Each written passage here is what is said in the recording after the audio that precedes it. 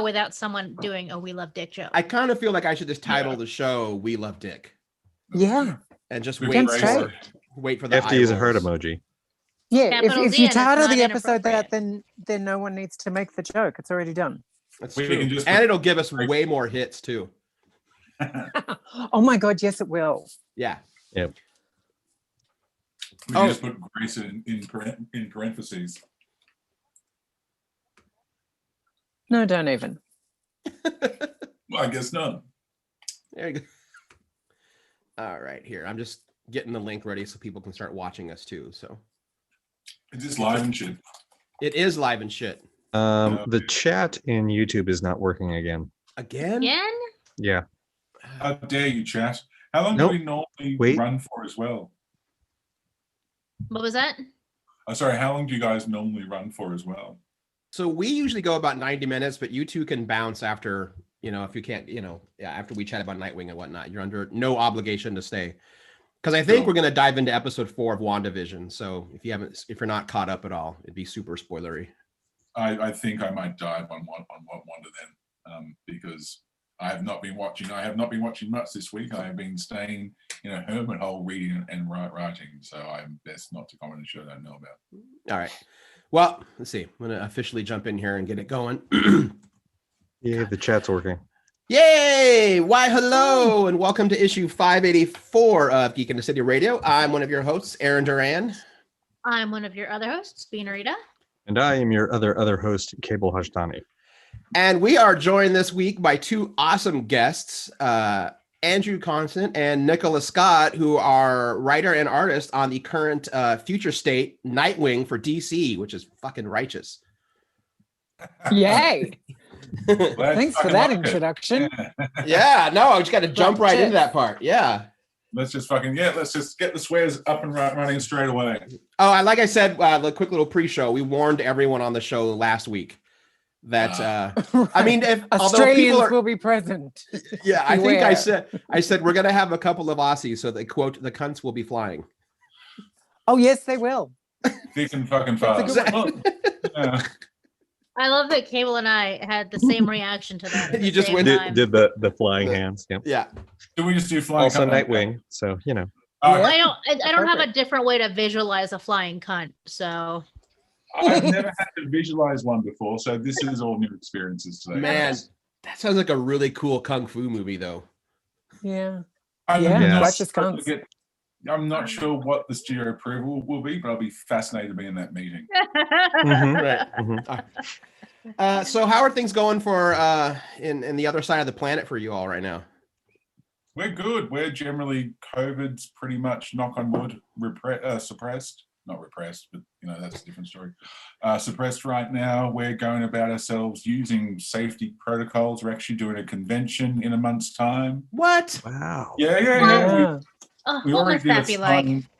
We did a signing last week as well. That was COVID safe with masks and wash, because we haven't had a case in our state in 14 days now. So So that's what a functional government looks like. Then that's what it does. That's kind of how it works out. Yeah, but a little bit. We've got some protocols in place that are kind of keeping us generally safe, but also anytime there is any kind of outbreak, our sort of state governments and our federal governments are kind of really enforcing pretty serious lockdowns. Generally, not all of the government groups are as great as they're not created equal. But for the most part, yes, there's been pretty hard lockdowns. Yeah. What's surprising in Australia as well is we have our right-wing governments in right now, and they've actually been quite good as well at policing health protocols, which surprised the shit out of me. Though I'm not a fan of them because lefty for life. They've done okay. Right.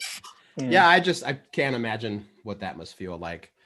We've got a couple of listeners that also live in New Zealand, and they were sending me pictures in November. 20 of them outside having a barbecue, and I'm like, what's that like? He's like, that's what it's like. We don't have a case for like 4 months. I was like, fuck. Yeah, can we all have Jacinda Ardern as like Empress of the world, please?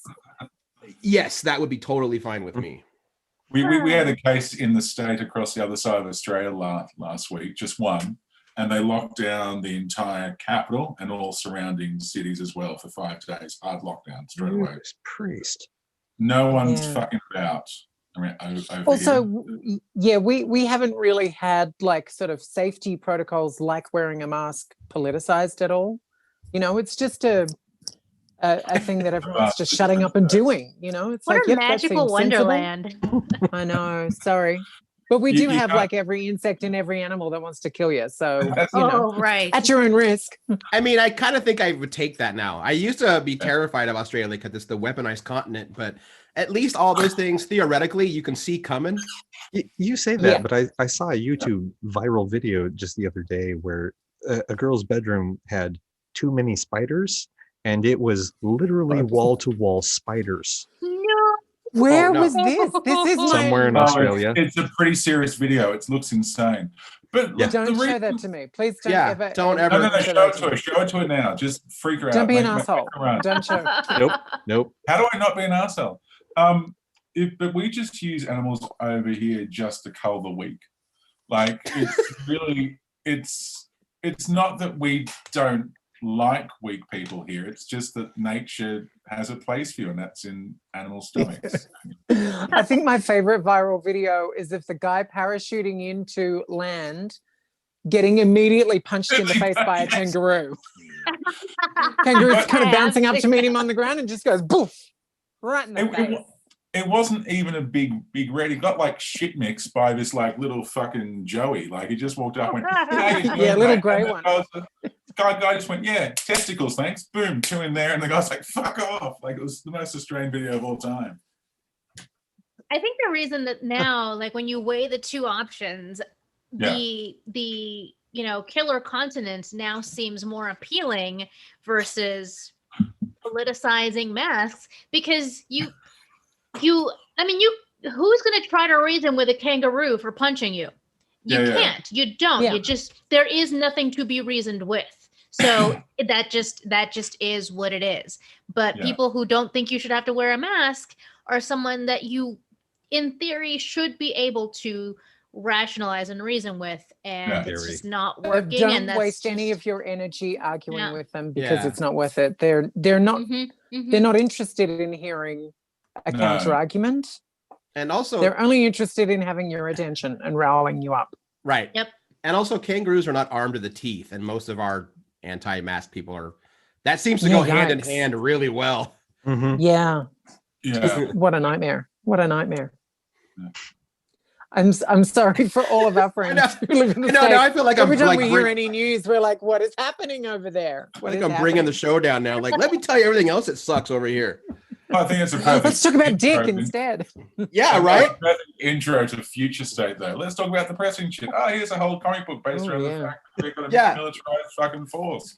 I was about to say, let's go from a modern apocalyptic to future apocalyptic with what's going on in Gotham and Future State. It does sound like Portland 6 months ago, though.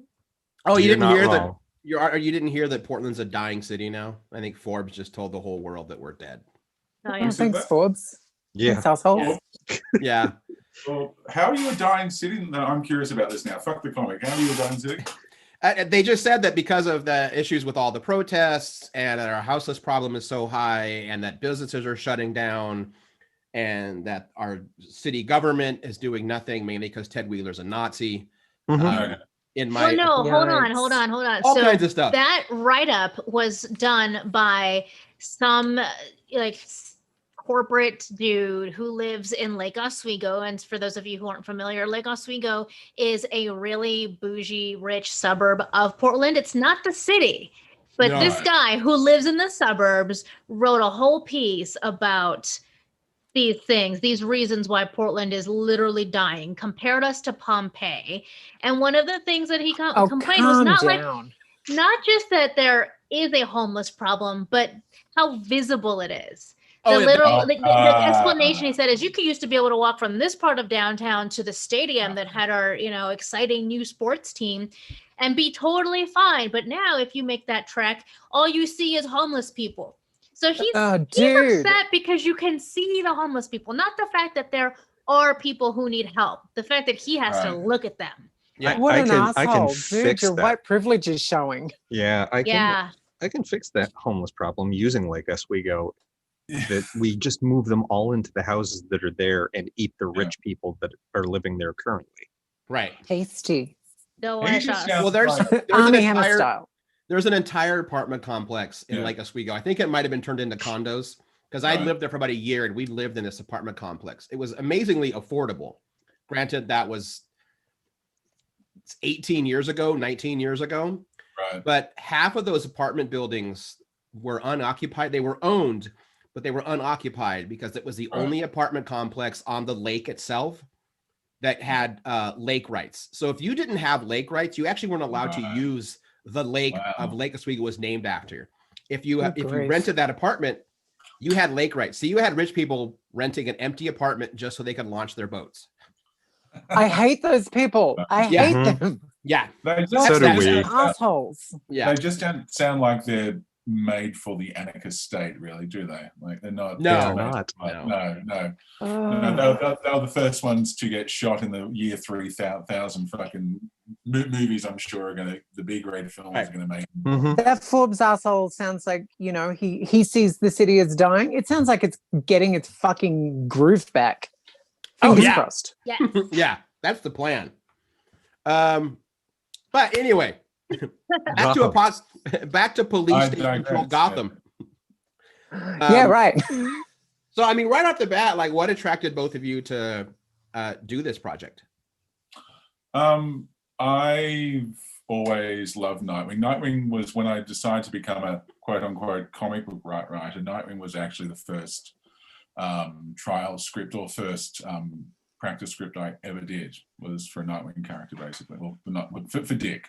I've got to get used to saying that without smirking. And I've always wanted writing point blank, basically. And I like the look of the idea of Future State, and it seems to have done really well in practice. Yeah, it was honestly just a complete fucking no-brainer. I get to play with Grayson, which was, and of course Nicola as well. So fucking who wouldn't, basically. Yeah, it was one of those projects that was kind of presented as, here's this concept that we're doing, and the concept itself was kind of interesting. But you know, it's always a bit of a buzz when there's the opportunity to work with another Australian. And Andrew and I had worked together 15, 16 years ago, like ages and ages and ages ago, before I was working at DC. We did a proof of concept together for one of Andrew's original ideas. And almost immediately I got my job at DC, and we haven't sort of really had an opportunity to work together since. So we've been looking for these sort of windows, these accessible windows of you know, either of us being available and the right kind of project to come up. And when we were approached by our editor, Jess Chen, about this idea, we're both like, oh shit, yes, because we both love Nightwing. Right. And we both have a kind of pretty similar idea of who he is as a person and his status amongst his community and such, that it just made for a really sort of an easy sell pitch to us. And then, you know, Andrew pitched this sort of great idea. And, you know, I've kind of loved his script writing for a long time. So it's kind of really exciting to finally get this opportunity to work on a character that we both love together. Nice. So what was your all's approach to, like, I don't know, finding Grayson's voice? Because I think one of the things I've always enjoyed about Dick Grayson, first is like Robin and then, you know, Nightwing or whatever, is that to me personally, he's always kind of felt like the unsung heart of the DCU. Like everyone, Grayson's always the one you want to come over with. You want to come over with a 6-pack and a pizza, and if you need to fucking talk to someone, he's going to be there for you with like every single time. Yeah, he's one of the most accessible characters in the entire DCU. Yeah. That's the way I actually wrote him in the book as well. I actually make, and I won't say what because spoilers, as the kids say. I won't actually say what I did, but in issue 2, we allude to the fact that how important he is for everyone else in the DCU. And I agree with you completely. Like, he is one of the biggest, the spirit of the DCU. Like, he is the main guy for so many people as well. And we really did try to highlight that, but also as well just portray Dick as being, he's not dark, like he's not a brooding Bruce. Like, no one can be Bruce. Bruce is one of one. Like, he's the guy who says, how's your day? And he'll just go, like, he's taciturn to the point of being rigor mortis. But we allow Dick to be a little bit more grown up and go back to some of the earlier adventures he did, where he was a little bit more like, not bitter, but like burdened by being Bruce's son, and burdened by the future of the role, and burdened by the shadow of that. But he's still like, he's still at his core like a true good hero, basically. Right. And that shines through. And I've always liked, and it seems like Future State's kind of showing this too, is that there have been times he's worn the mantle because he's had to, but he's never really wanted it. No. And I think that's an interesting part of his character. Yeah, look, the last time he did was when the Morrison run with Batman and Damian. And that was great. Like, I love the little sociopath. I like a good sociopath. I like Etrigan. I like Damian. I think they really work well together. But yeah, Nightwing never wanted to be Dad. Nightwing always wanted to be Dick. So, it makes sense. He's a big brother character. Yeah. So it makes sense that he continues to wear his own mantle if given the opportunity, basically. So, like, where's he at now? Like within the realms of Future State. So Cable and I talked a little bit before you guys signed on. We're just now catching up with what kind of kicked off Future State also. Right. Okay, so we're kind of playing catch up a little bit. Where's he at? He's got his back up against the fucking wall. Future State, or the magistrates based in charge of Gotham there, they're doing a really good job of suppressing all masked heroes and villains, basically, and he's trying to fight a rearguard action with the heroes that are still around, and he's doing it fucking tough. He's really having a hard time with it, basically. But he is trying his best, and he's making some inroads. But he's got a long way to go, as the issue shows. Right. Yeah. The context that we were given for Gotham was that, it is this sort of militarized police state at the moment, and all the heroes are kind of vigilante outlaws and are being hunted down. And so that was kind of here's the idea, go.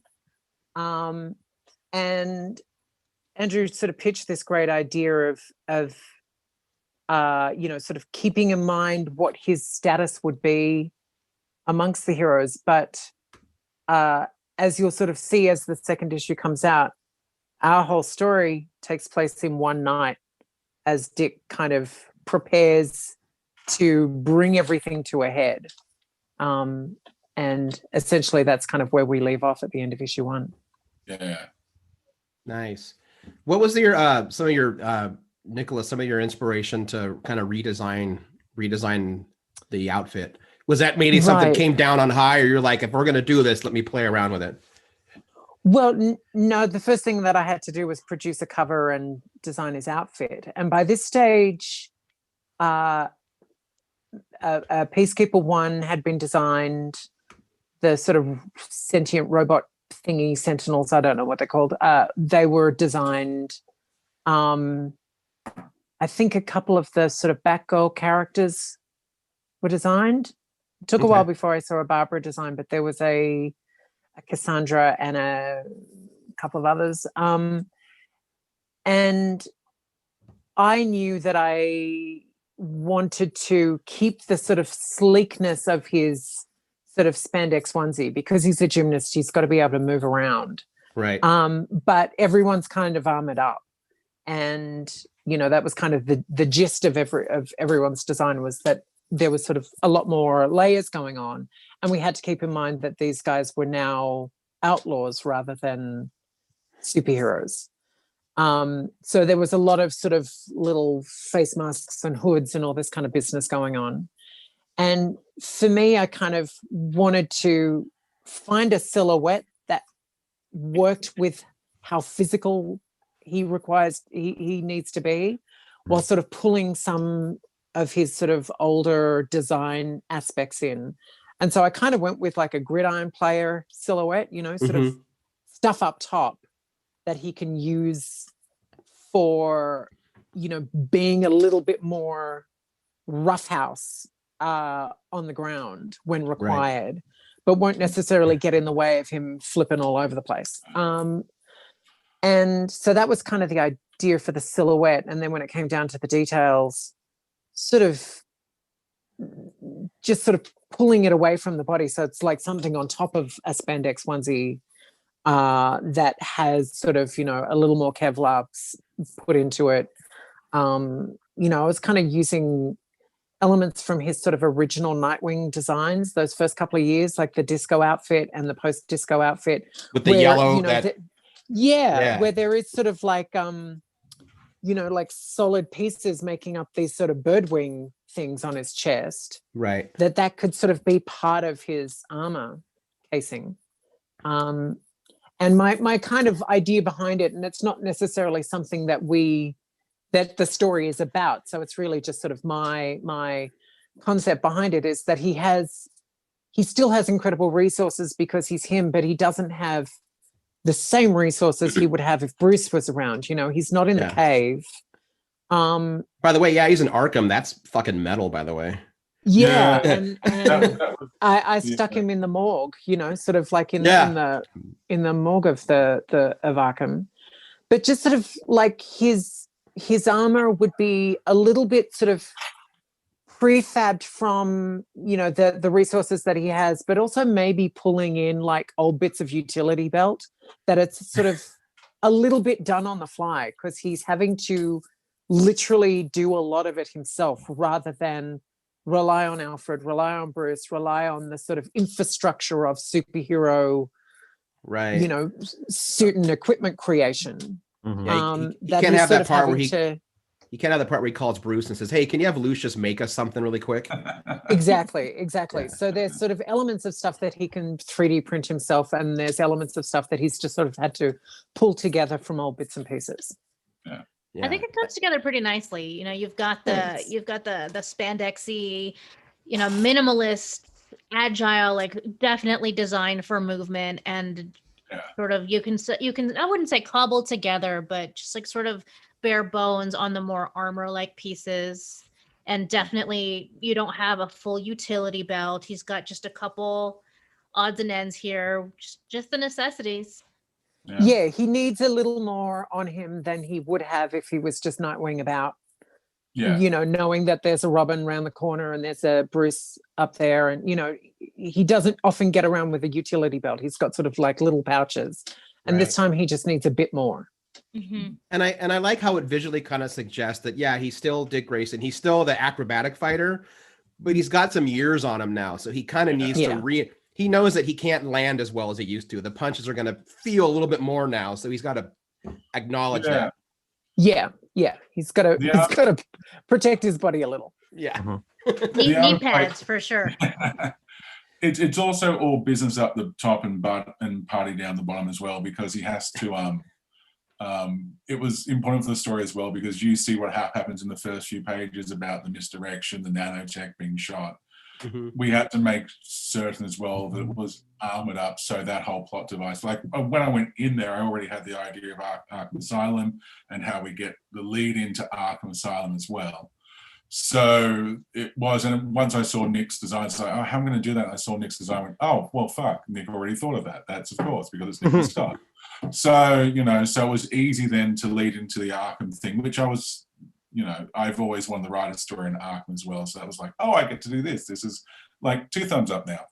And it was such a fucking good outfit as well. And we get to see more of what it can do in issue 2, which will be really, really fucking cool. And it was the favorite thing I wrote for the 2 issues. So I'm excited about that one. Yeah, it looks like from that last page, I feel like we're gonna kind of get like, Die Hard in the ruins of fucking Arkham. I was thinking The Raid. Or The Raid, yeah. I was listening to a lot of really heavy, aggressive Norwegian metal when I wrote issue 2. No, I wasn't. I was listening to a lot of AC/DC and, a bit of Health and modern punk and just like, yeah, fuck the man. So there's a bit of that. Just writing a punch scene right as Thunderstruck comes slamming on your speakers. No, that sounds corny. I would never do that. That would never. I wouldn't set up to time that at all. No. No writer would ever do something that weird and nerdy. No, not here. I had a question and just completely went away there for a minute. Was it about butts? No, but if you'd like to ask her about butts, fire away. Let's talk about the shower scene and then the post-shower fight scene. Oh, that was Nicola, I'm going to assume that was all your idea. No, like Andrew had said right at the beginning before he started writing the issue, we're going to have to put in a gratuitous butt shot just because you're drawing the book. So it was like, thank you. And he then sort of said, oh, I've got this great idea for a shower scene. Yeah. And Andrew, you wrote it. You talk. Yes, I'll be really quick because I do want to hear about Nick and butts, but I'll be really, really quick and talk about story just for a sec. Yeah, look, I always knew that part of his appeal is the fact he's a really fit, attractive man. Like, you can't get away from that. And to deny that would deny what the fans have come to love over the past, fucking however long time is amorphous now with post-COVID world. But fans love Nightwing for his appearance. So, but I didn't want it to be like just here's some shower candy. I want it to be an important part of the plot. So it's a chance for Nightwing to decompress, for us to see the weight of what actually occurs to him, but also give us a vulnerable moment as well. So when we see Batman or next Batman come in, Dick looks like he's at a disadvantage, but we get to see, no matter what Dick is up to there, he can find a way out. Mm-hmm. Right. Yeah, that fight scene that's immediately after the shower scene, that was originally scripted as being naked, that he's just naked the whole time. Who put the kibosh on that? Yeah, well, I drew it as such. That one. Yeah, I did draw it as such, but I felt like because it kind of ends with him on the ground with a smirk on his face, we were both just sort of the editor and Andrew and myself were just sort of like, this is a little too much. It's kind of like milking the cow a little too much. So maybe we'll just wrap a towel around him. So I sort of did some little fudges to wrap a towel around him. But yeah, it's like it's unavoidable because he wears spandex and he doesn't have a cape. But it's also just sort of become a little bit part of my legacy with that character, that it's got to be a little bit gratuitous. Just a little bit. Yeah. I mean, you gotta have with some cheesecake. There's nothing wrong with that. It's delicious. This is 100%, yes. Mm-hmm. but it's not so much like sometimes, and I do love it as well. Like sometimes I feel like if people like cheesecake, then Nightwing is a cheesecake factory that's 4 stories high. That's like just 24/7. Like, he's always good for someone's first crush. Right. Well, and cheesecake and gratuitous shots aside, it's a good, tight little 9-panel sequence. Yeah. Thank you. Yeah, I with superhero action as well, like especially with 2 people as well as equipped as what Nightwing and Batman are, you really have to play it fast and hard because they're not going to fuck around. It's not going to be like people go, oh, we've got to be really like, it's going to go, no, they're going to fuck each other up really fucking quickly because there's no other way. They're too experienced to hang around that fight. So, you know, right.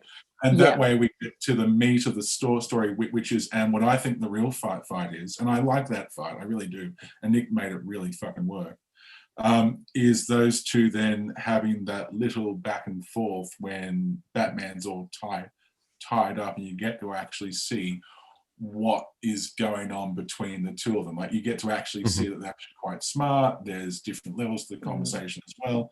And I actually think that's the real battle in the book, basically. Yeah. Yeah. And I love that scene where, like, you know, Dick says, like, I'm not going to take the mask off you. Like, you're who you say you are. And I get it. Like, I'm not going to, which also goes back to that whole thing of like, out of almost all the Bat family, he's the one that's the least precious about that cowl. It's like, look, whatever, you're wearing it. Yeah. Yeah. It's just like, you know, if you say you're Batman, okay, you better keep up. I think that just goes back to the point of what Andrew was talking about how he was writing Dick, is that gets across that you understand who the character is and that's who you're presenting him as. Yeah. Thank you.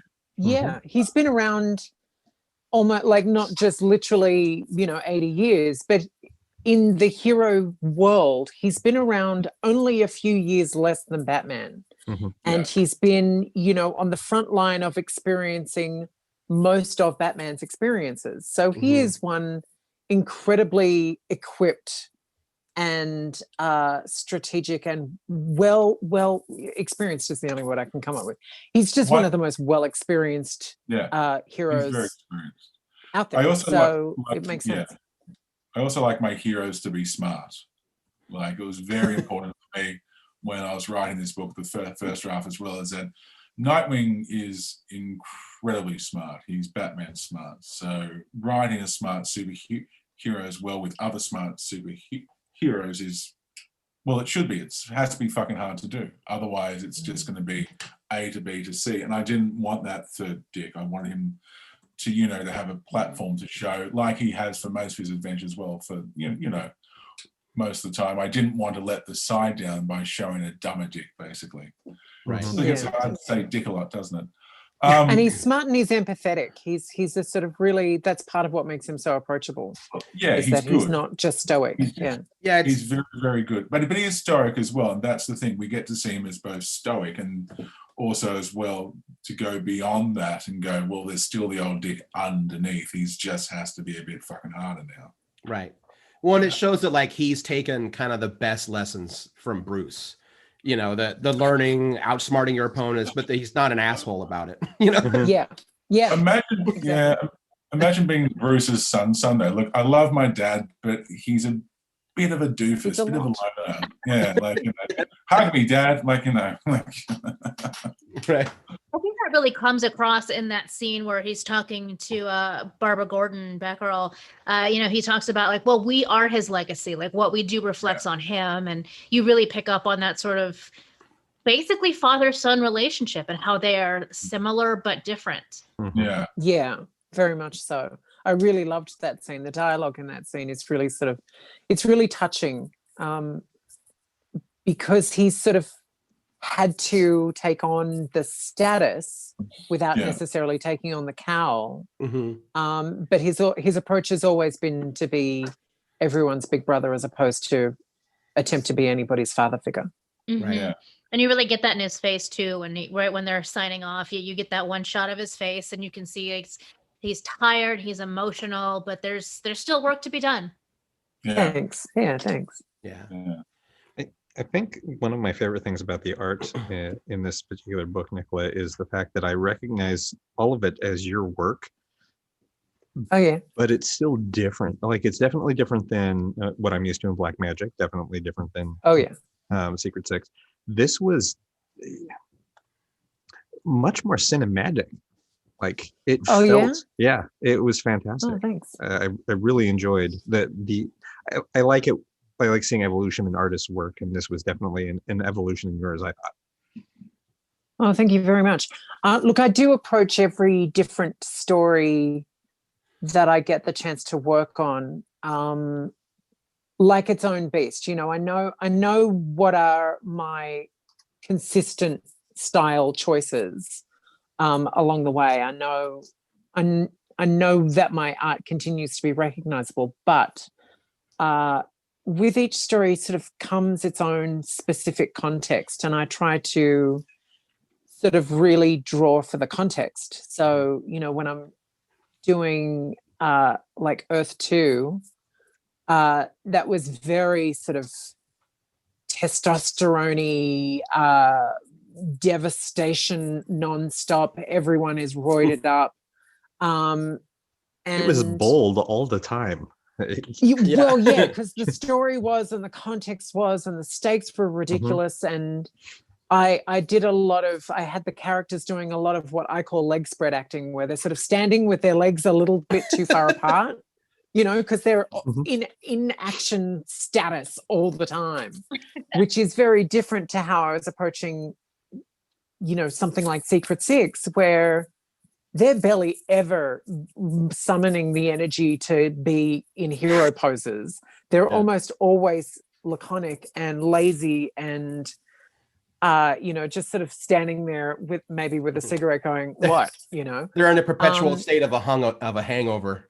Yeah. Nice. And so sort of, whenever I get a chance to work on a book, it's kind of fun to sort of work out what works for, the context of this story.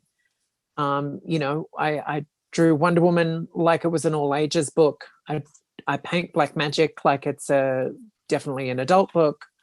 And with Nightwing, it was kind of this interesting balance, because I find it just too easy to fall into the habit of doing sort of grittiness when you're dealing with Gotham City, because it's such an ancient city.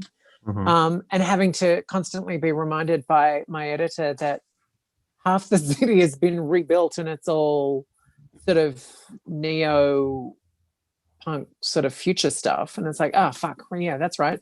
No, I've got to reduce some of those Gothic architectural details, or at least have those older buildings being dwarfed by sort of giant modern monstrosities. Just watch some episodes of Batman Beyond kind of stuff. Yeah, exactly. So sort of finding that fine line between those and sort of making sure that Dick felt like a gritty character within this context, especially, next to all of these sort of robot characters and characters with sort of cybernetic additions and such. We had a question in the chat that I think could answer for both of you, but I think especially Andrew. How much of it's our listener Hisham? How much coordination has there been with all the future state books, especially any of the Bat related titles? Are you all kind of playing on your own island, or you're having to work with a larger structure, a larger arc? Editorial from Jess and Ben Mears as well has been really smooth. Like I haven't seen much of I'm sure there is, because it's a huge event. I'm sure there's lots of ducks furiously paddling under the water there, but all we've basically been told is given the outline there, what they'd like us to do, and then we've gone away and come back with the story which we want to do, and they've said, yeah, that sounds great. It's like, to give a non-answer here, I haven't seen it, and it's been really fucking easy, basically. Which is kind of nice, because you hear a lot of these event tile books can kind of be a nightmare sometimes from a coordination and from that. Yeah. Side. Look, but I think they had a really clear objective there. They just wanted good stories first, and they let us run. And hopefully we did not screw the pooch. Well, not yet. No, it's been great. As that great modern philosopher RuPaul says, don't fuck it up. And that's first and foremost. I go in there and try not to fuck things up. And from there, if I do anything better, it's always like, well, this is good. And also work with Nicola Scott as well. You even if you do like slip on the banana peel, that she'll make you look good. Right. So I'm just really curious too, that scene with Dick in the morgue, looking at that screen, talking to Babs.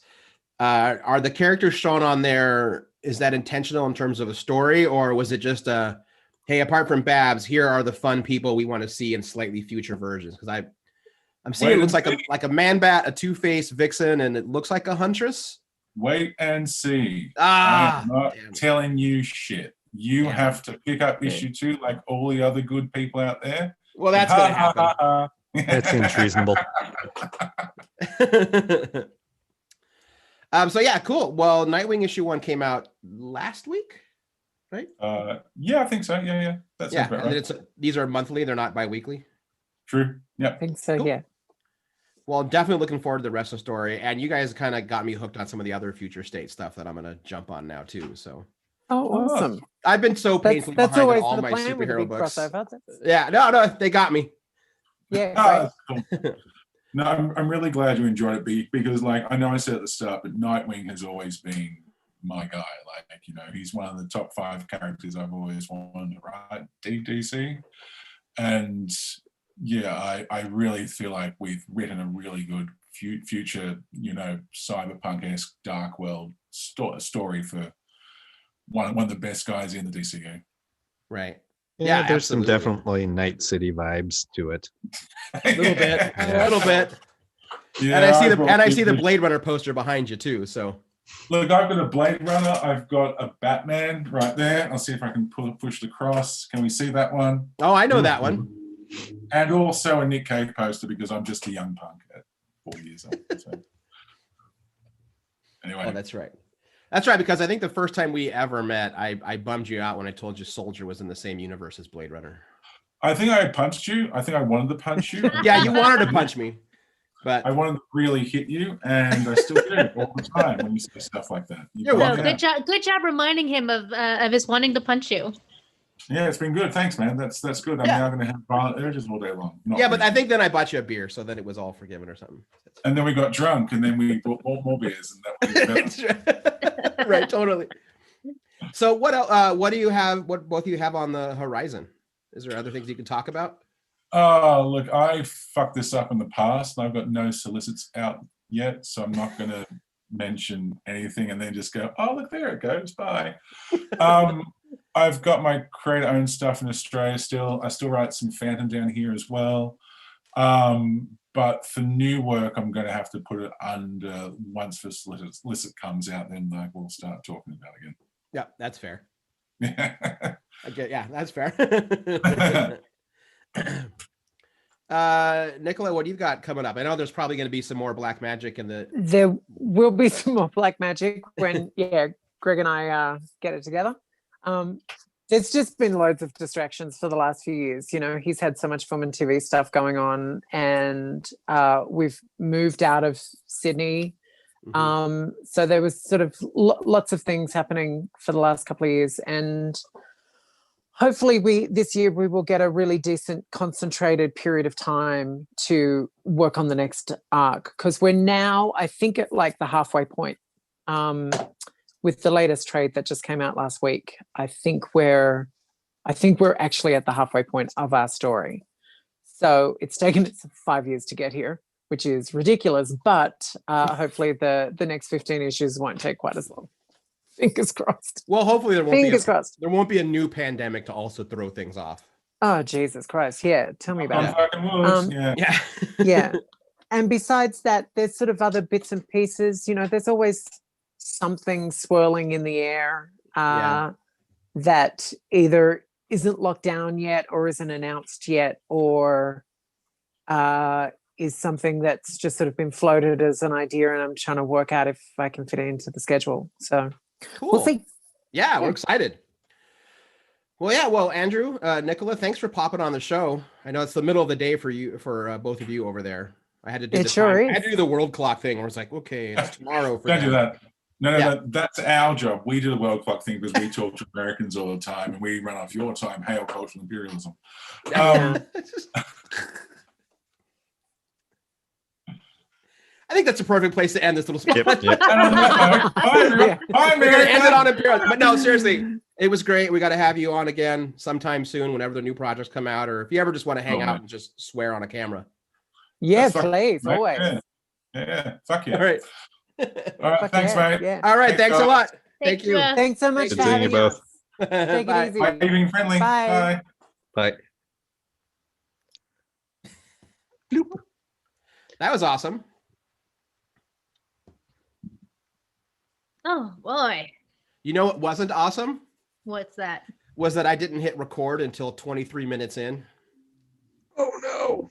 It's fine. But thankfully, I have never been more happy for streaming on YouTube. I can pull the audio from that and sync them up. That's I was just gonna say, oof. It's still kind of like, oh god, but I had them. YouTube. I was looking at it and I'm like, okay, I clicked live. I feel like I forgot a step, and I looked down, and that little icon didn't say stop pause recording. It said record. I was like, oh. I thought I saw something change at the top of the Zoom screen, and I saw you making a face like, son of a bitch. Yeah, but let's hear it for the YouTube stream. I can pull the audio from that. That's fantastic. Yeah. I'm gonna answer Norm's question.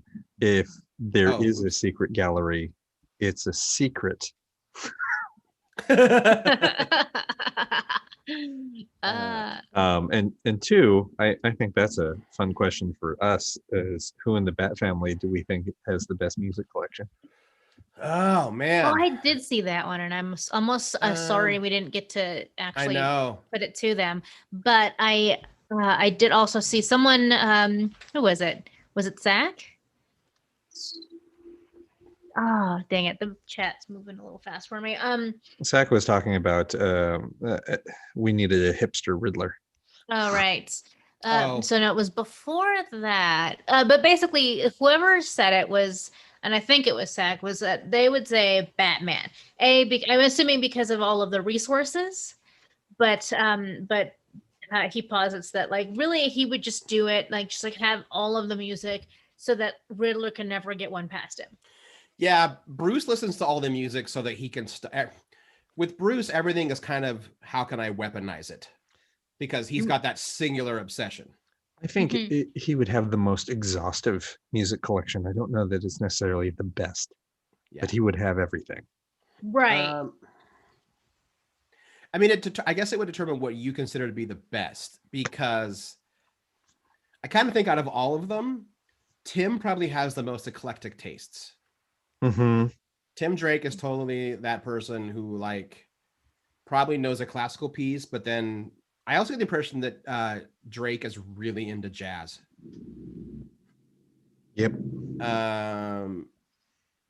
Eclectic is good. You get a good mix. Probably some deep cuts, but of quality. Here's a couple. Oh yeah, no. Tim Drake has a huge collection of B-sides. Yes, he does. I think that I would be more apt to listen to playlists put together by Barbara Gordon, though. Why is that? It's especially the more Batgirl of Burnside hipster take on Barbara. Friends have commented that my musical tastes are that of a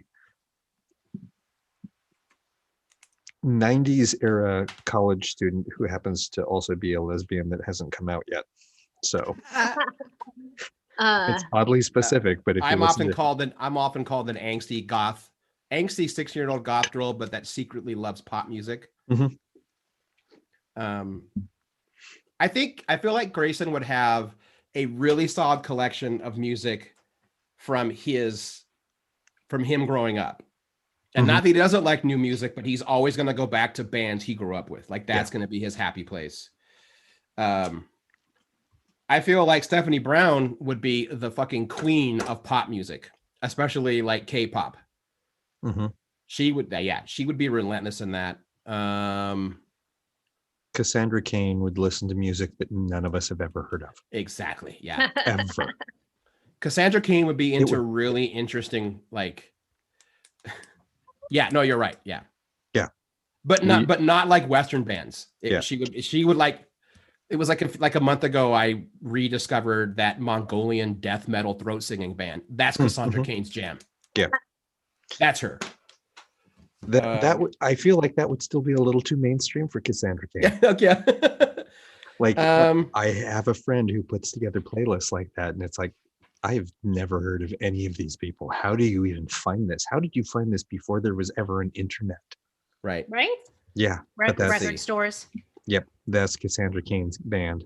Jumping around, Carrie Kelly is techno and house the whole way. But by the way, I just want to point out that I only know like 1/3 of these names. I know. I'm sorry.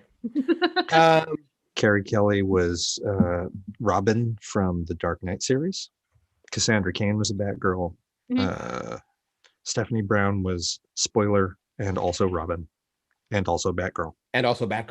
Busy girl. Yeah. Like weird. I've never heard of her.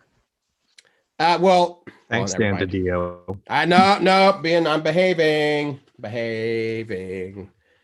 Although I guess he's not there anymore. No, he's not. He's also a jerk. I remember when, I forgot what artist it was, put Stephanie's Robin costume in the Batcave, and he tried to get them to change it, to take it away. She was Robin for like basically 5 issues, but she looked cool. She was a great Robin. She was a great Batgirl, and erasure of her from the story, from canon, is a crime. Because she's just Spoiler now, right? Yep. Wow. Her father was a supervillain. Yeah. Riddle Master? Yeah. Clue Master. I think Kate Kane is also a jazz fan. Mm-hmm. Yeah. What about Alfred? It's almost cliche to say that Alfred listens to only classical. I actually think Alfred is probably a show tunes man. Like he's just quietly going around singing show tunes. He does come from a theater background, if I remember correctly. Oh, then absolutely show tunes. I think big band music as well. He'd enjoy that. Yeah. Oh, fun. Put a little jaunt in his step as he's, dusting away the 18th chandelier of the day. Right. Or making his famous, I forgot which issue it was, but Grayson pretty much said that his favorite thing he ever made were like, he first thought they were gross until he had them, is that Alfred would make him the classic British butter and cucumber sandwiches. You said but. Norm says Dick Grayson would totally have a yacht rock collection. Oh, he would. Mm-hmm. He absolutely would. And none of them would admit it, but like all of the grown-up Titans would all totally secretly meet somewhere, like probably on a boat, on a yacht that, Dick owns. And they order, and that they order like really shitty, like Zima knockoffs, like Smirnoff Ice. And they order pizza and then also like fried tofu bites so they can pretend to be healthy. And then they all just like dance to Christopher Cross on the yacht while getting drunk on Smirnoff Ice. Wow, that was so specific. And I really want to write that one shot now. The Titans summer holiday, spring break Titan. I want to do that now. The Titans on spring break. There you go. God. Oh man. Put it on the list. Yeah. You know what? I'm never going to get a gig at DC. Who am I kidding? You serious? Should we move on to WandaVision? I think this is a good breaking point. Yeah, I think so too. All right, I've got my little synopsis here if y'all are ready. Yeah, go fast. All right, WandaVision episode 4, titled "We Interrupt This Program."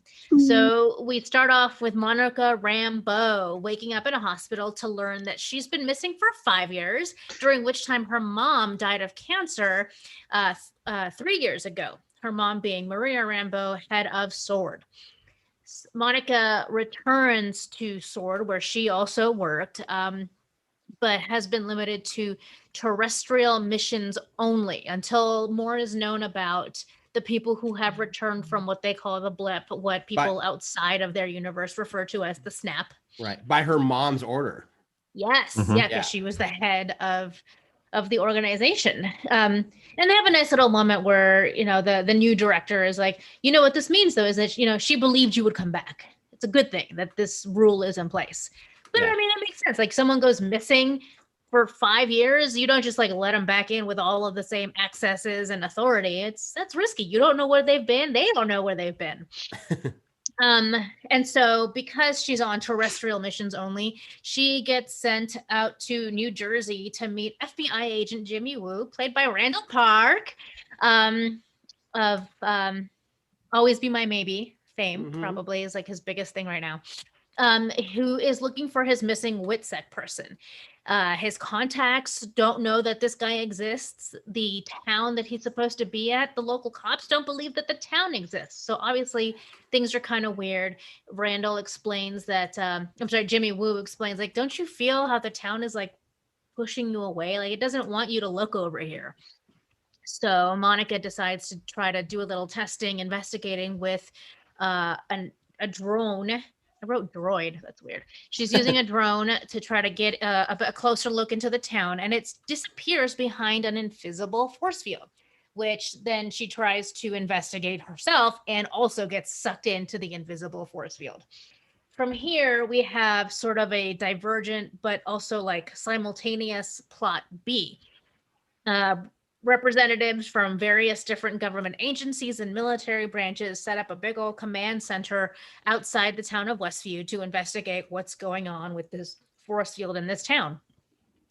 Dr. Darcy Lewis, played by Kat Dennings, in the film, she's in the Marvel films, examines the radiation that's coming off of this force field, finds that there is a broadcast frequency entwined within the radioactivity, the radiation. And so she has people set her up a cathode ray tube television so that they can pick up this frequency. And they see what we've been watching for the last 3-4 weeks is 50s, 60s, 70s era television shows starring Wanda and Vision, who they know is dead. They catch that right off of the bat. But so they're watching, they're trying to ID the townsfolk, because now we can clearly see that their names in the show are not their real names in real life. These townspeople, they find evidence of Monica's drone. They try to communicate. So the first attempt is with the radio. So that's that scene by the poolside after that little committee meeting. And that was Jimmy going, Wanda, who's doing this to you? And then they notice, Kat Dennings notices that there's like a cut in the scene. And so we know what happened in that scene from episode 2, but it's cut out of the version, the frequency that they're picking up on. The next thing you see, their next attempt is when they try to send someone in via an underground tunnel. He's in a radioactivity suit. And when he comes out the other side, inside of Westview, he's a beekeeper now, and he's covered in bees. So clearly they're starting to sort of put things together. The last thing that happens with them trying to make contact is they see what we saw at the end of episode 3, which is Geraldine visiting with Wanda. The babies have just been born. And then Geraldine makes mention of how Pietro died, and Ultron. She mentions Ultron. And then in episode 3, that scene gets sort of cut back and forth between what's going on with Wanda and Geraldine inside the house and Vision and the neighbors outside, where they're trying to sort of try to tell him what's going on, but they either can't or are afraid to. In this episode, we get to see the full interaction between Wanda and Geraldine, which is that she, after Geraldine sort of slips about Ultron, Wanda sort of loses it. She says, like, you're an outsider, you're a stranger, and you're intruding, and I want you out of here. And she blasts Geraldine through the wall behind her, through neighbors' walls, through fences, all the way out of town, and through that force field to land just outside of Westview at night, like we saw at the end of episode 3. Right. But that one was much more truncated during episode 3. So now we get to see a little bit more of what that discussion was and how intentional Wanda's reaction and actions are in that moment. And then another thing that we didn't see at the end of episode 3 is when Vision comes back inside, Wanda sees him as he appeared when he died in the Age of Ultron movie. just for a moment. And she Infinity War. Thank you. Yeah. Just for a moment, and I think Vision sort of recognizes that, and he's like, "Are you okay? Everything's fine." She says, "I have everything under control." And then we cut to Monica back outside of Westview on the outside, who like is a little bit rattled by being flung out of town. And she wakes up to say, "It's Wanda. It's all Wanda." Right. I did like at that very end there. Vision's starting to figure it out, even though I believe he's a construct of Wanda, because that scene when he says, "Are you okay?" he actually looks scared.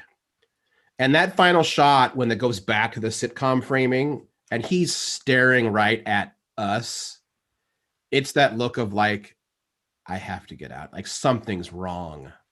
I you know what? I kind of agree with you because I rewatched that scene from episode 3 so that I could see the Vision stuff. Mm-hmm. And the neighbors are outside trying to explain, who Geraldine is. And he responds in such a way that implies like he has no idea that this is going on and recognizes that something is wrong, which is weird if he is a construct. Well, he's a construct in that I think Wanda created him, but with Wanda's powers, she's making a 100% perfect version of Vision, who would have his own free will and begin to put shit together. Only thing she can't create is the gem. Mm-hmm. That is not going to have any of those powers. But I really liked how this episode, it answered enough of the questions that we needed answering. It didn't lay it all out, but it brought us into the story a little bit more. It didn't say like, this is what's happening. It didn't undo the mystery, but it made the mystery, I think, a bit more interesting to follow, if that makes sense. Mm-hmm. Feel like they basically, there's still a chance that there's more elements to this that we haven't seen, but in my mind, they have confirmed the fan theories that we've sort of been touching on the last couple of weeks. It's like, this is all Wanda's doing. It's, the people are being controlled, and there's still not a really good explanation of the whole television episodic aspect of it, but they've established that I feel like they've established that it's Wanda who is doing this and is controlling everybody. Yeah, they haven't explained why the TV part yet. I do like that we now kind of know this is basically like just a couple weeks after Endgame. It's not that far out. Yes. Because she mentions that she's only been back for like 2 or 3 weeks, and she's back at Sword. And the snap, that's the Hulk. Mm-hmm. That's when the Hulk snaps to bring everybody back at the 2/3 mark of Endgame or whatever. So, which also got me thinking that so Spider-Man Far From Home is 6 months after the blip. Mm-hmm. And Peter Parker has that one. He asked that one thing in Nick Fury, like, how come you don't just get like Doctor Strange to deal with these elementals? And Fury says he's a little busy right now, which makes me think Strange is going to tie even more into WandaVision, since Multiverse of Madness is the next movie they're releasing, which then also got me to revisit Doctor Strange. And I forgot that line that Mordo has towards the end and says, "Too many sorcerers." I think those are the two that are really intertwining now. And then was it Elizabeth Olsen said on an interview today that be ready for WandaVision to have a cameo as similar as Skywalker in The Mandalorian. Right. I did hear that, and I'm not sure who would you consider comparable? In terms of the MCU,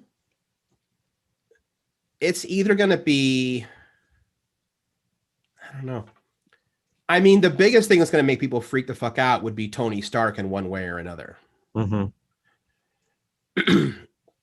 Which makes me wonder if she recreates Tony Stark towards the end and you get Robert Downey Jr. back. And there's a moment of like, you brought everyone back but Vision.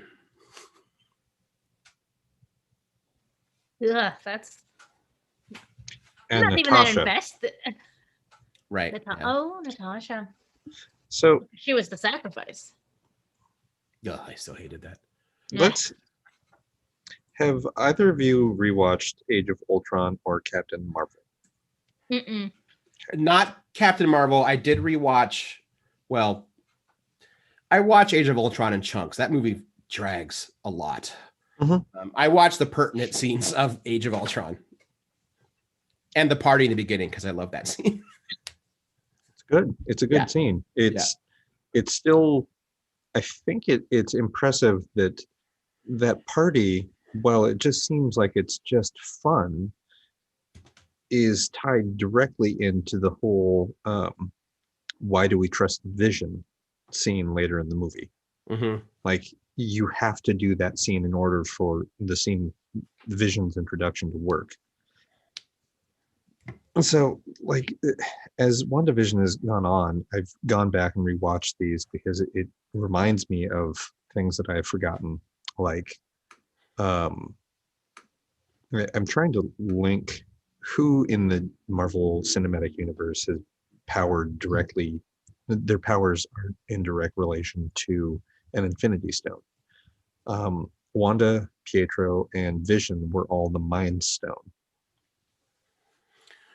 Because Wanda and Pietro were experimented on, right? Experimented on using the scepter. Right.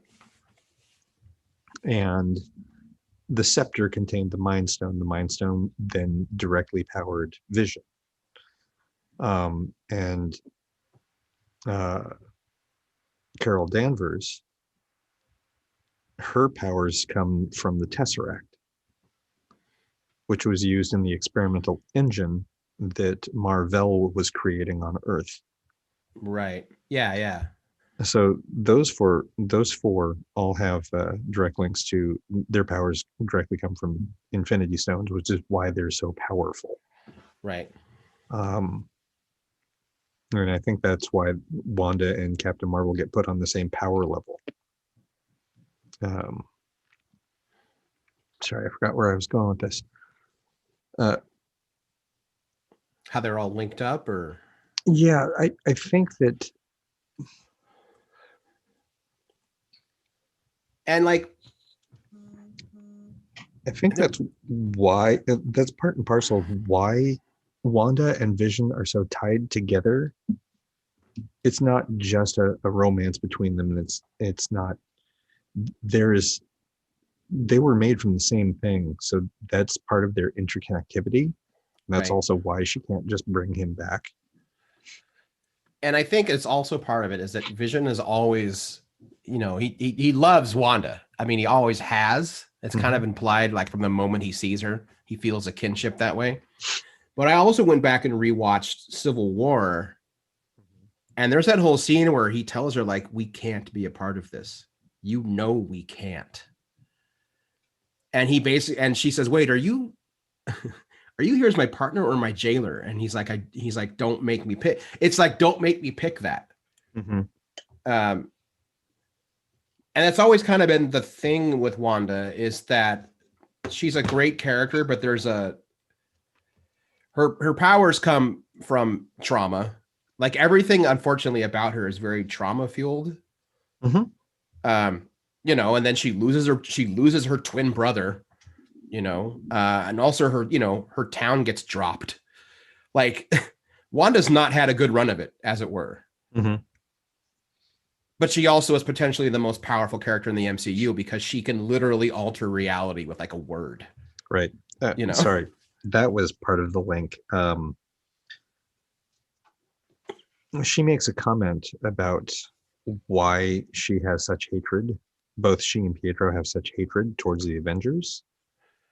And it had to do with a piece of ordnance that crashed into their house when they were kids and they were trapped in the house. He said, we waited for 2 days for Tony Stark to kill us because it was a Stark warhead. Right. Did not remember that. It was stuck in their house, and they were stuck in the house, and they just sat there waiting for this bomb to go off, and all they did was stare at the word Stark for 2 days. And this would have been like even pre-Iron Man. Yes. When he was a full-on warmonger. So having Tony Stark come in would fit the bill of that would be a Luke Skywalker entrance, but it would also be weird. Mm-hmm. Because that is not the character that she had the most connection with. Mm-hmm. Yeah, so I'm trying to think who it would be. But it does sort of there's the trauma connection. Mm-hmm. I think the logical explanation, baseline explanation, is that this is a response to just like back-to-back traumatic experiences. First your brother, then Vision, and just all of it. And it would make for pretty compelling storytelling, I think, if it were in fact Tony Stark / Iron Man who showed up as the cameo character, because it's maybe not the best person to help get her out of it, because there's going to be an animosity response there. And that could make for like a really complicated episode of he's here to help. Because she's so raw with everything that's happened, she's going to revert back to like fear and hatred of Stark and respond negatively. And then he has to get her over that hump in order to be able to help her. I can see where that would be a compelling way to go. Right. I would actually put money on Clint Barton. Really? Yep. Clint, because of Age of Ultron, Clint Barton is the reason that she's an Avenger. Oh, right. Yeah. Like Pietro died saving his life. Right. So that I think there's a history there. I think another dark horse would be old man Steve Rogers. I was thinking that too. There we go. That would be a Luke Skywalker level cameo. Mm-hmm. Especially since the next show was Falcon and Winter Soldier. Yep. There you go. So you can do the tie-in. And there was those rumors that Steve Rogers, that Chris Evans was coming back for like one more little project as Captain America. And he's like, I don't know what you guys are talking about. No one's talked to me. Well, maybe he's not coming back as fucking Captain America, but you're going to walk. Yeah. But yeah, if you want someone to walk her back, old man Rogers would do it. Because he's also someone else that has dealt with a lot of loss. Mm-hmm. And also he has that sort of nature where like Tony Stark is just as likely to piss you off as make you feel better. Right. But Steve Rogers is more of a like big brother. I'm going to help you right now. Yeah. I could do this all day. Yeah, this definitely has, like Norm says, this is now making the gumbo interesting kind of thing. Yep. I do recommend rewatching after seeing episode 4 of WandaVision, rewatch Captain Marvel, because you get so much of what happens with Maria Rambeau and Nick Fury while they're in space provides all the backstory you need as to why did Maria Rambeau found sword? Oh, because she knows what's in space. Yeah, she knows what's out there. Right. And don't forget that the Nick Fury that we saw in Far From Home isn't even Nick Fury. No, that's a Skrull. Yeah. Nick Fury's been in space ever since. I'm assuming that was Nick Fury at the funeral of Endgame, that wasn't the Skrull. I'm assuming he came back for that. Yeah, but somewhere between 1 to 3 months in, he's left Earth. Yeah. And has been working with the Skrulls. Yeah. Secretly at that left Earth, hence why a Skrull. Well, both of them, Maria and Fury, are both Skrulls on Earth. Mm-hmm. Maria Hill, yeah. So, yeah, it's definitely it's been a fun little mix for them to throw off too. I might be reading too much into this. I think we got a slight little hint about where the Fantastic Four came from in this episode. Really?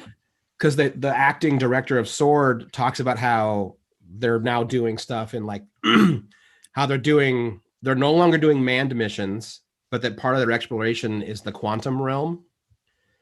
I'm wondering if the Fantastic Four in this new version, when they enter the MCU officially, didn't go to space, but went into the quantum realm and got their powers there. And got their powers there. Yeah. Instead of cosmic rays. Right. Yeah. Which is also be kind of ingenious in that, do we really need the origin of the Fantastic Four? Like, you can just cut to them here. Yeah, we didn't need the origin story of Spider-Man. Yeah, and we didn't get it this time, which was so good. Yes. It was wonderful. Because we know what it is. We've seen it so many times. You could literally do the Fantastic Four as like the opening credits. And almost do it like a streaming, like everyone's streaming to watch. We're taking these their first ever quantum astronauts, quantum knots or whatever. And then it goes all static and they show up and they're already in their, like, they just show up in the costumes. Like, you just do a quick cut. They're in the costumes in front of the Baxter building and it just goes forward. The title hits and then the movie's up and running. Mm-hmm. You know, that's why I think my favorite was when Grant Morrison did his All-Star Superman, how he did the origin in one page. Him and the what was it? Doomed planet, last son, loving family, Superman. Yep. Okay. Thanks. That's all you need.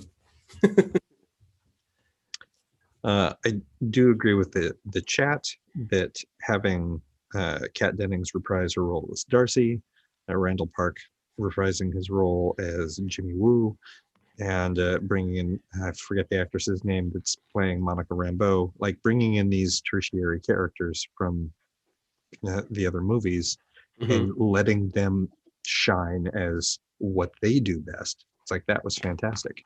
Yeah. Kat Dennings is still one of my favorite things about Thor and Thor: The Dark World. She tends to be a highlight in anything she's in, even though she's rarely the lead in anything. I know Christian said that he would watch a spinoff of just Jimmy Woo and Darcy. What's her last name again? Lewis. Kat Dennings. Lewis. Oh, Kat Dennings. Yeah. Yeah. I love Jimmy's little card scene, little Ant-Man shout out. The Jimmy Woo. It's awesome. I like the version of Jimmy Woo that we're getting in the MCU. I would still like to, like, I really hope he gets any sort of screen time in Shang-Chi. Right.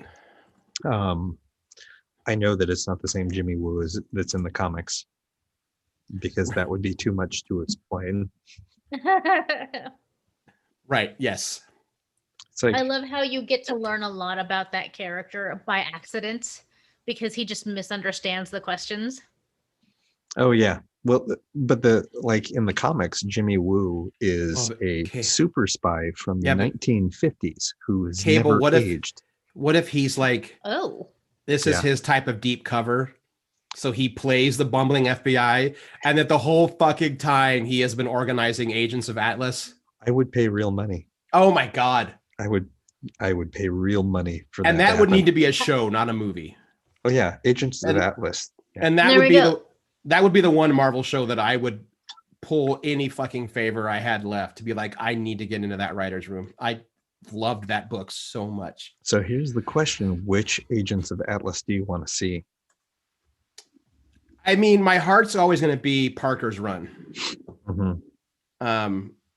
And not just because anything Parker does will inevitably involve a giant gorilla with handguns. But it will. I loved Parker's run. But I like the idea of them pretending to still be bad guys. Yep. I would love to see that as well, but I have to say, man, I would pay real money to also see Greg Pak's Agents of Atlas. The all Asian. I know what that was. When did that come out? Like 2 years ago. Yeah. I mean, that's fine. We could still have a giant gorilla, right? Yeah. Well, okay. Both teams still existed. Just Jimmy kept lying about which team was real, which team was which. But that one was born out of the crossover issue in, or not crossover, but the team up issue in Totally Awesome Hulk, where it was all the Asian superheroes getting together to promote something in Chinatown, and then they all went and got BB-Map afterwards, and then aliens stole an entire neighborhood, and so they had to band together. Yeah. But that was Kamal Khan, or Kamal Khan. Wasn't that also part of an actual like real health initiative? Yes, it was. Yeah, it was like I don't want to call it a PSA comic. That's doing it a disservice, but there was a little bit to that. No, but it was for bone marrow donations. Okay. Yeah, which Asian Americans need to donate, get typed and donate bone marrow, because that's apparently one of the biggest missing components in donor bone marrow is from Asian Americans. Right. Huh. Oh, that's right, because there's the Agents of Atlas, and the other team is the new Agents of Atlas. Mm-hmm. They full on acknowledge that the other team is still out there. Yep. Jimmy's still running that team. He let Amadeus run the new ones, and like, just do the thing. Yeah. Don't mind me over here. I'm still playing spy games with giant dragons. I love Amadeus Cho. He's great. He's great. I just have the soft spot for the weird shit. Like, I don't even know if anyone read it, but over in DC, when they did the Terrifics, which is basically them doing the Fantastic Four, but with Mr. Terrific, I love that book. You give me weird science and superheroes, and I'm just giddy. That was full of it. Yeah, that was good. That was a weird group. The Terrifics? Yes. Yes. And it was wonderful. Plastic Man, Mr. Terrific, Metamorpho? Yep, Metamorpho. And Phantom Lass. Yeah. It's like, okay. Well, it was Jeff Lemire. Mm-hmm. He pitched a Fantastic Four idea, and Marvel said no, so he went over to DC and went, all right, what if I do this? It's like, sure, here's a bag of money and a comic, go nuts. Right. You're doing all the weird things. Yeah. Well, that's a good way to end the show, right? Weird things. So. Weird things. WandaVision has only been on for 3 weeks. 4 weeks. No, it's been 2 episodes. Oh, that's right. At the same time. 3 weeks. Right. Yeah. Yeah, and I think we only get like a week between that and Falcon and Winter Soldier. All right. So. Yeah, I'm still all in on WandaVision. It's really weird, but I like it. Yeah, it's fun. And after tomorrow, Wednesday, it'll be my only like fun show that I catch on a weekly basis, because this Wednesday is the last episode of The Expanse. No. I know. I got a lot to cram into one episode. I think there's only supposed to be one more season after that, but once that's done, I'm probably going to reread all the books. Yeah. We can talk about that on another show. That's another deep dive. Yeah. Mm-hmm. Well, huge thanks to Andrew and Nicola. Great, syncing all that up, getting everybody on the Zooms there. That was fun. Yeah, they're both a lot of fun. Mm-hmm. Yeah. Next week is the 1 week in February. We don't have a guest, I believe, so it's just us. Woo! Sorry, guys. We'll be fine. We'll think of shenanigans. Mm-hmm. I'm sure we will. Yeah. Well, with that all being said, I'm Aaron Duran. I'm Bean Rita. And I'm Cable Hashitani. We will talk to everybody next week. Trail off. Well, I gotta unmirror my site. Get it on the camera. Bye.